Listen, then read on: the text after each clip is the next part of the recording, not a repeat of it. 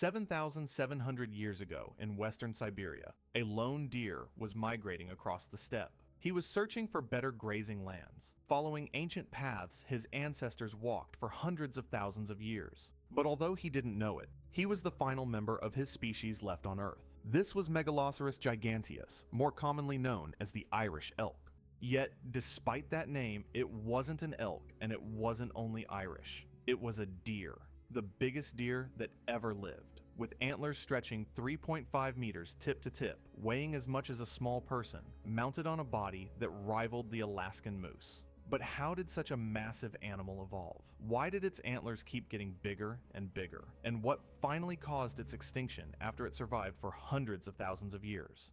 The story begins not with paleontologists, but with Irish farmers. In the late 16th century, locals digging for peat in Irish bogs kept unearthing something unusual: massive skeletons with antlers far larger than any living deer. At first, they became status symbols for the wealthy, decorating mansions across Europe. In fact, it wasn't until 1695 that anyone examined them scientifically. But the first scientists to study these bones didn't think they belonged to an extinct species, because at the time, most people didn't believe species could go extinct at all. So they looked at what was alive. Some believed they were from the American moose, whilst others suggested they came from reindeer. Raising the idea that an entire species could simply vanish from the earth was very dangerous back then. It took until 1799 for someone to give it an official name: Alce gigantea, the giant elk. The description was based purely on its size, with its antlers being incorrectly measured at 4.5 meters. However, the real breakthrough came in 1812 when Georges Cuvier examined the bones and made a very bold claim that they belonged to no living animal. He renamed the species Megaloceros giganteus, literally meaning the gigantic great horned one. That name stuck because it was a very fitting description.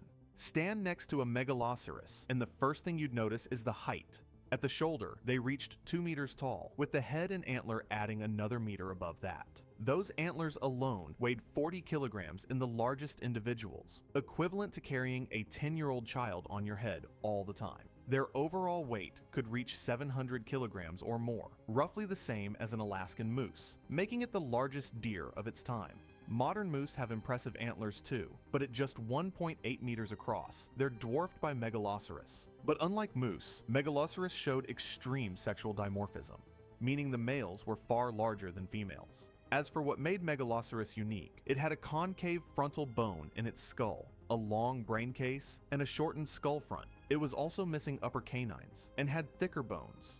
But without any in-person accounts, how do we know what they really looked like? Well, fortunately, the ancient people of Ice Age Europe left plenty of detailed cave paintings behind for us. The art shows a light coloration with a dark stripe running down the back, along with a dark hump above the shoulders.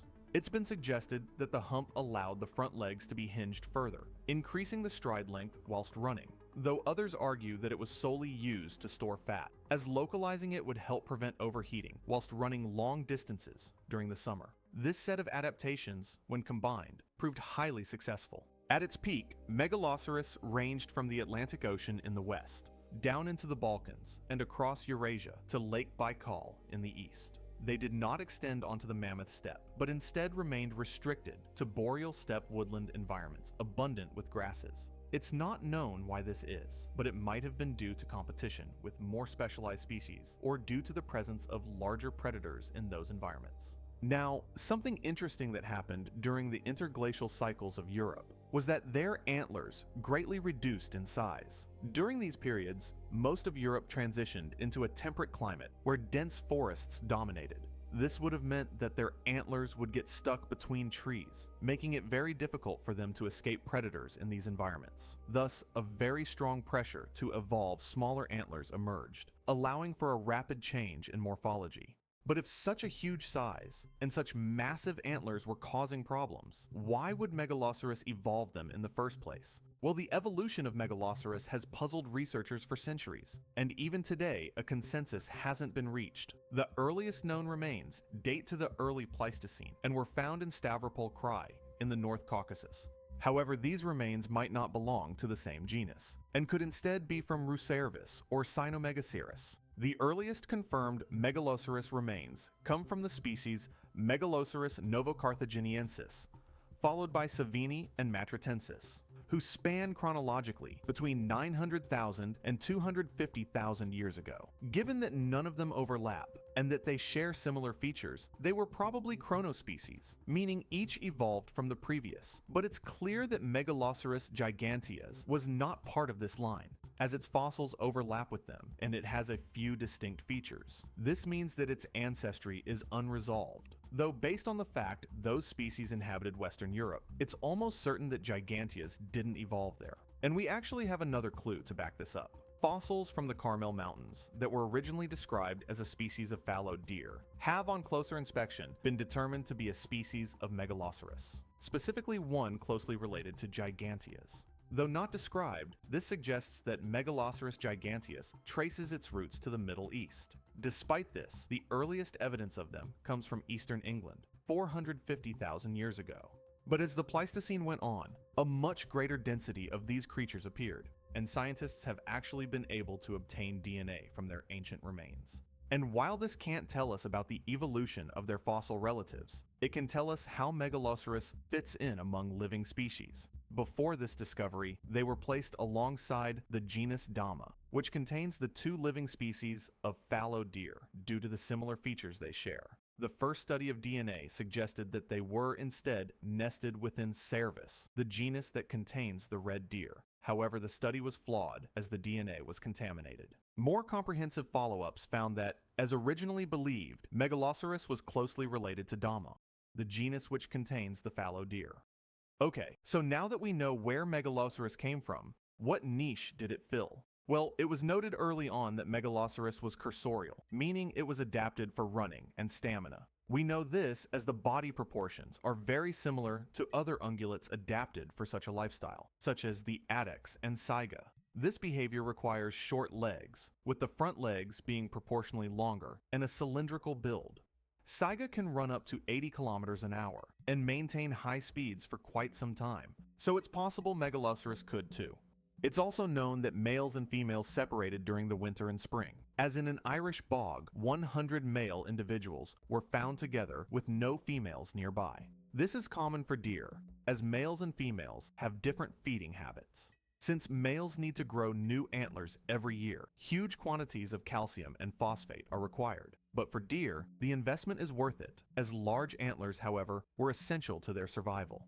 Firstly, antlers are used to compete for females, and the larger antlers usually beat smaller ones. Secondly, they were important in display, with the large antlers indicating fitness. But there are problems with being so big. In mammals, gestation times increase massively with increased sizes. And so based on the size of Megaloceros, it is estimated females had a gestation length of 274 days. In-depth analysis of their ancient teeth have shown that they were mixed feeders, who took advantage of both grazing and browsing.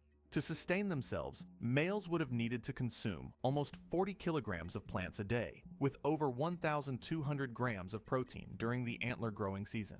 Bite marks on their bones shows that cave hyenas hunted them, and so being big was the best way to avoid becoming someone else's dinner. But if they were so masterfully adapted to their role, why did they go extinct?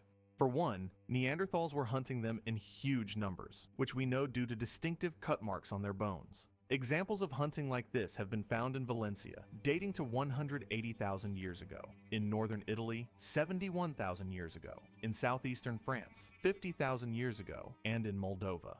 They were already rare creatures, with cave drawings of them being much rarer than of other herbivores such as reindeer. This idea is backed up by the abundance of their fossils, which are very rare outside the late Pleistocene of Ireland. Unlike the Neanderthals, only a few sites show modern human interaction with Megaloceros.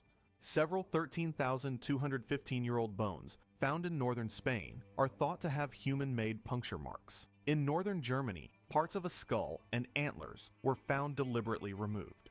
Historically, it was thought Megaloceros went extinct as their antlers became too big to run through forests and escape predators. But it's now accepted that human pressure and natural climatic shifts were what drove them to the edge, as much of their open habitat was turned into closed canopy forest. By the start of the Holocene, it was absent from much of its former range, disappearing from the Lake Baikal region around 10,000 years ago, surviving in only western Siberia and European Russia.